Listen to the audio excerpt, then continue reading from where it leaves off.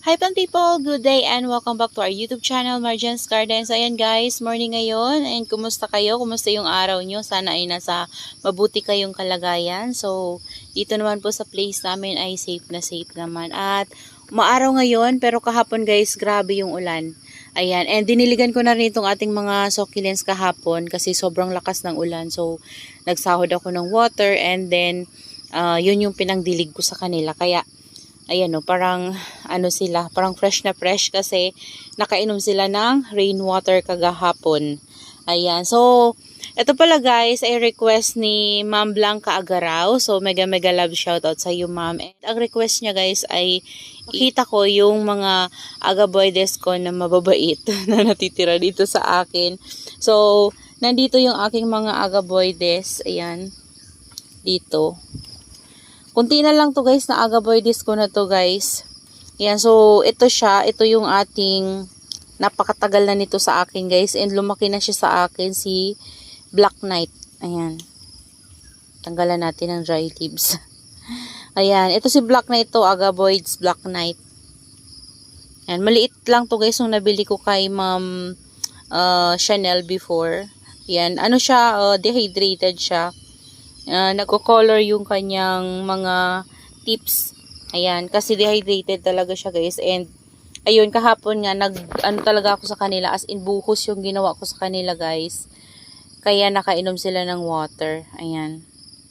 So ito yung ating agaboides Black Knight. So mabait siya dito sa akin. Di ko lang alam kung pag tinry nyo magsusurvive din sa inyo. Kasi karamihan guys sa agaboides ay medyo maselan talaga sa lowland. Ayan. Kasi before meron akong Romeo, meron akong lipstick, and ebony, pero nawala sila guys. Pero meron pa ako ditong natitira na lipstick. Ito yun siya guys. Ayan, ito. Ayan yung ating lipstick na hindi ko talaga mapapula-pula kagaya ng sa Benguet. Ayan, buti pa to guys, nagkakaroon ng color. Pero siya talaga parang ganyan lang kahit anong gawin mong stress. Ayan o. Super dehydrated din niya. Yan. Hindi talaga siya guys pumupula. So yan lang Ma'am Blanca yung agaboides ko dito. Ayan yung dito na nilipat ko. So tataniman ko na lang to ng iba. Kasi nilipat ko sila sa ibang pot. Nilagay ko kasi dyan yung laon. Pero nilipat ko sila sa single pot. So lalagyan ko na lang yan ng big succulents kapag meron akong iriripat. So, dito naman, meron tayo ditong big na Nevada. So, family din to guys ni agaboides. So, ayan siya. Laki nito guys. Ayan o, nagkaroon na naman siya ng baby siguro to guys. Ayan o. Yung iba, flower stalk, pinagtatanggal ko na. So, ito yung nabili ko dati kay Ma'am Jens, yung kasamahan guys, yung mga lovely rose na mga nagmashi. Ayan, ang daming mashi na leaves. So, ito yun siya. Kasamahan to nun. Ayan, pero ito guys, okay naman to dumating sa akin. Ayan, yung ating Nevada. So, family din yan ni agaboides. And ito pala, parang si Firepeller ata guys, tsaka si Monsoon ay family ni agaboides. So, ito na lang yung Firepeller dito guys. Kasi hinayaan ko to dati sa rain or shine. So, ang daming sa kanya na ganito na leaves. So, kahapon diniligan ko rin to kasi matagal-tagal na rin to dito sa loob ng greenhouse guys. Nung niripat ko sila, pinasok ko na sila dito. Ayan. Medyo naka-recover na nga. Nagganda yung tips nito guys. Oh. Ang ganda nito, promise. Kapag maalagaan nyo lang siya guys ng maayos. Kasi kapag hindi siya na guys, nagiging ganito yung mukha niya oh. Parang nawawala yung mga red. Pero ito kasi, nainitan to ng sobra. Doon sa napaglalagyan sa kanya. Ayan. Ito, ewan ko bakit parang nagiging green na lang siya. Ayan, ito may baby siya. So, tinabi ko lang dyan. Ayan. So, isa rin to guys sa family ni agaboides sa pagkakaalam ko. Ayan, this one. Tapos sa labas guys, meron din akong isa pa. Ito, hindi ko alam yung pinaka-ID niya. Ayan, ito. Alam ko agaboides to. Ginawa kong rain or shine kasi sobrang kulubot na nga siya. So, nilagay ko siya dito. Pero okay na siya guys. So, nawala na yung pagkakulubot niya. Okay na siya. Ayan, nagkaroon na siya ng baby. So, dati ito lang siya. Tapos, tumubo na baby dito. Ayan, oh. Ayan.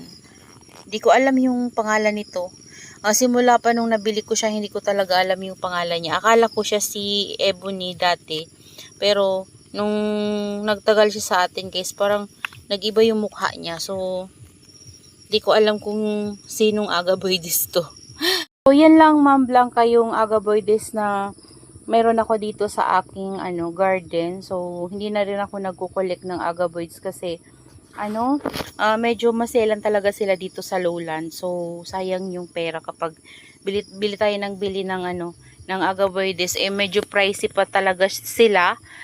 Though ngayon medyo nagmumura na, pero kanakaraan kasi guys nung time pa na panay-collect ako ng mga agaboides, sobrang mahal talaga nila. So, ngayon hindi na ako nagko-collect ng agaboides. So, binibili ko na lang guys yung yung budget meal. Yung kayang-kaya ng bulsa. Ayan. So, bibigyan ko rin kayo guys ng update doon sa ating mga burritos and donkey's tail na yung nilagay natin sa ating mga hanging planter. So, nandito sila guys.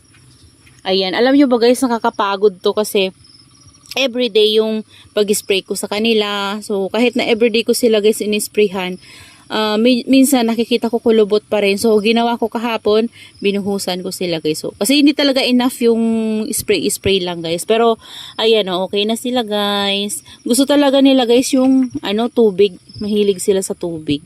So, dapat nito talaga nasa rain or shine.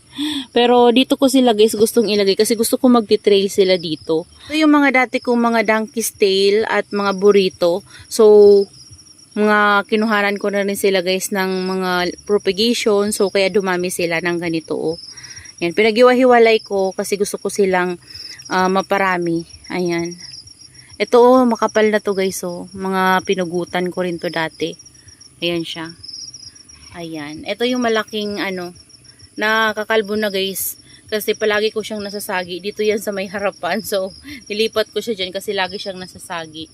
Ayan.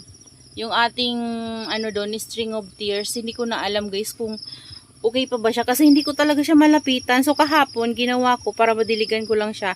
Nagtanggal ako ng mga cactus doon sa gilid na yon sa baba. Yan doon banda. And doon ako nag-apak para mabuhusan ko siya guys ng tubig kasi parang sobrang dehydrate na rin niya. So sana okay lang yan siya. Hindi ko siya dyan guys kasi tingnan nyo naman yung pagitan ng daanan natin Hindi na yan siya guys mapuntahan dyan. Hindi ko na siya masilip. So, ayan siya. Ayun. Parang sobrang dehydrated siya guys. So, ito naman yung big natin. Yung burrito natin nasa big pot. Ayan na siya guys. Ayan. Lagi din yan guys. Di-spray araw-araw. Kahit na malaki yung pot niya guys. Ini-sprayhan ko. Pero kagahapon, binhusan ko rin siya guys. Ayan. Ito din yung ating donkey's tail. Ayan, nagtitrail na yan siya guys, pababa, sobrang haba na. Tapos yung tree niya na mahaba niya guys, pinutol ko. Kaya ayan, may putol siya dyan. Kasi nilagay ko doon. Ayan, sa ating prosperity pot. So, yung sobrang haba na nagtitrail, pinaano ko muna guys sa taas kasi nalalagas yung leaves kapag nasasagi-sagi siya. So, tinaas ko na lang muna. Ayan. So, makapal na yan guys kasi nagustuhan niya yung pot na yan na malaki. And tips lang guys sa ating mga burrito in donkey's tail.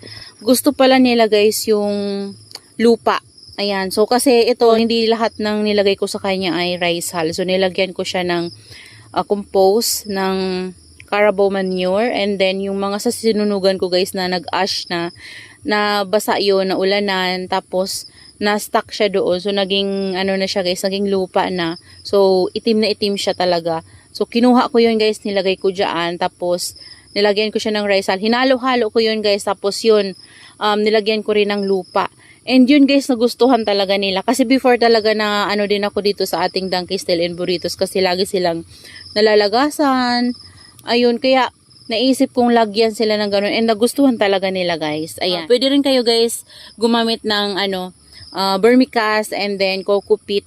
Yan. And haluan nyo rin siya guys ng garden soil. magugustuhan yan guys ng inyong mga burrito. Tapos, ilagay nyo sila sa shaded area muna.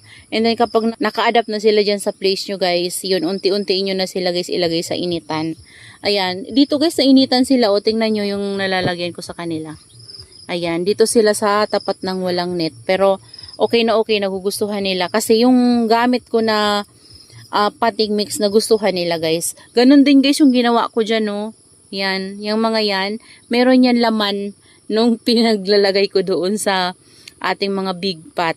Nilagyan ko yan sila ng garden soil and then ng vermicast and then coco peat. Ayan, so nagustuhan nila yung ganon. So, excited ako na mapalago ko yan sila guys. So, that's all for today's video guys. Sana ay nag-enjoy kayo sa inyong panonood. Ayan, ito yung bagong ayos natin sa ating garden.